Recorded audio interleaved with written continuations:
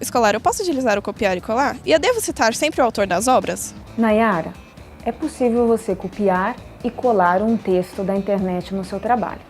Em primeiro lugar, tem que ter atenção para saber se a fonte de onde você está colhendo esta informação realmente é confiável. Porque na internet a gente tem um contexto de hiperinformação. É tanta coisa, então é bom checar se essa fonte realmente é séria para que esse dado seja colocado no seu trabalho escolar.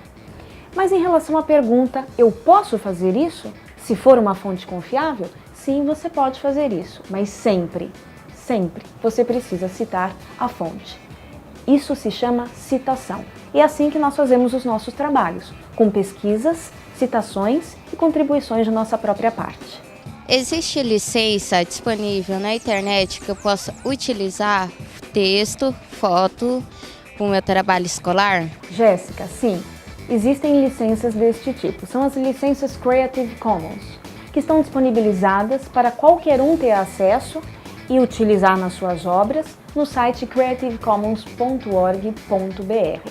Elas podem ser utilizadas com trabalhos, poemas, fotos, músicas, a depender da vontade do autor. Essas licenças nada mais são do que uma interface entre o criador da obra e o usuário, aquele que vai ter acesso a essa obra, onde o autor diz: ok, pode utilizar, eu não me importo que você utilize a minha obra, eu estou autorizando.